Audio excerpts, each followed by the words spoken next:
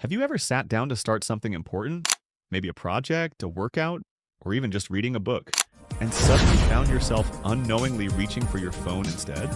It's not because you're lazy or lack willpower. There's actually a strange calculation happening in your brain every few seconds, asking one question: is this worth my energy right now? And at 9 times out of 10, your brain decides, nope, let's scroll instead. Even right now, as you watch this, a part of your brain is calculating whether to stay focused or chase something easier. But here's the crazy part.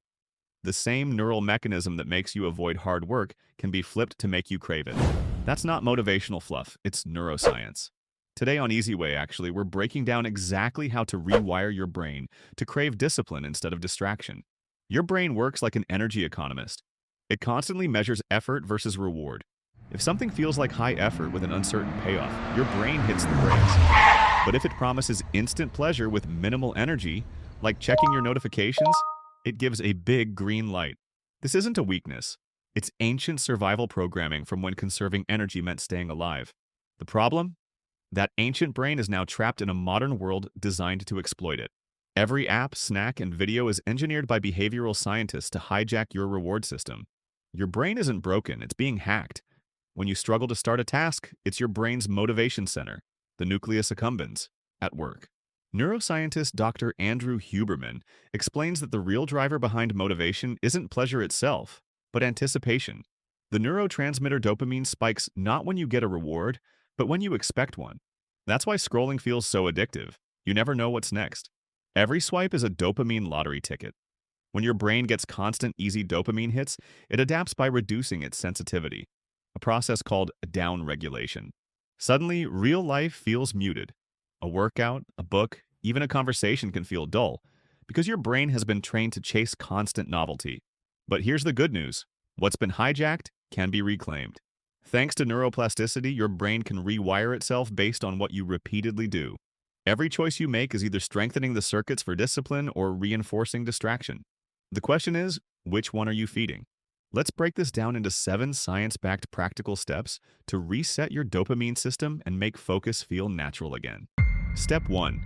Identify your dopamine drains. Before you can fix anything, you need to know what's draining you. For most of us, it's the phone, especially short-form videos, endless scrolling, and notification loops. But it could also be junk food, gaming, online shopping, or even constant multitasking.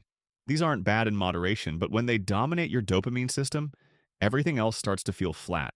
As James Clear, author of Atomic Habits, puts it, you do not rise to the level of your goals, you fall to the level of your systems.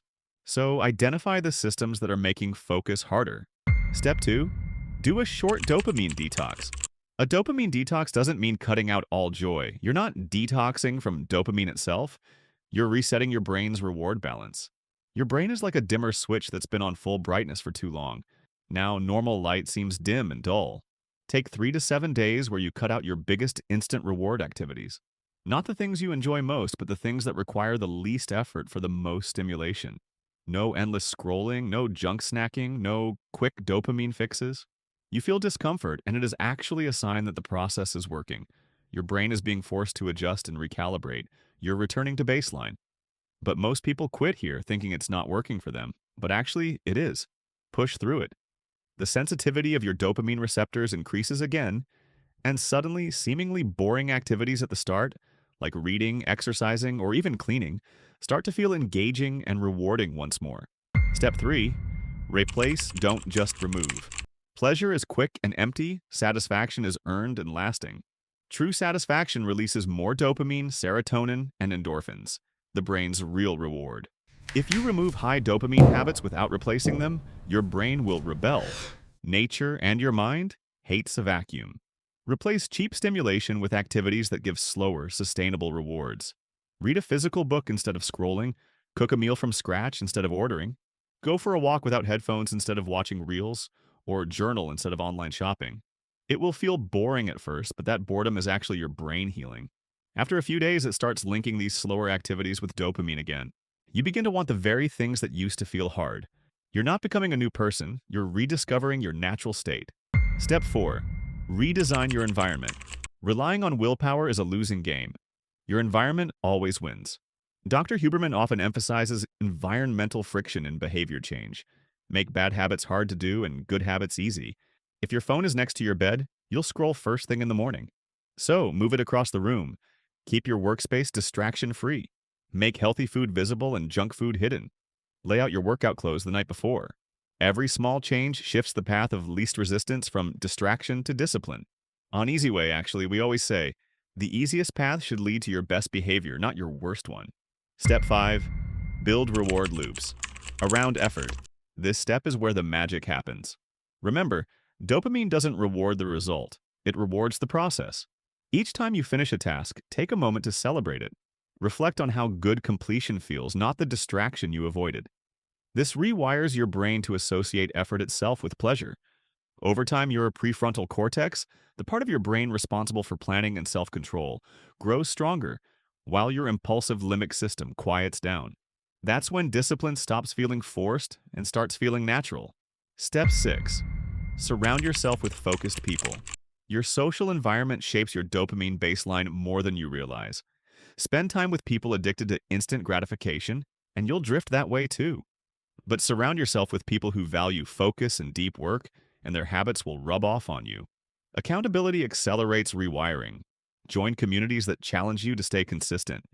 Even just commenting below with your 7-day detox commitment can help you stay accountable. Step 7. Make discipline your default.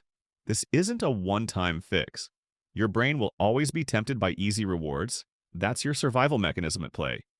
But if you keep practicing these habits, discipline gradually becomes your default setting.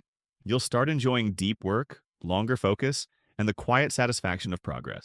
The real reward isn't a burst of dopamine, it's the peace that comes when your actions finally match your intentions.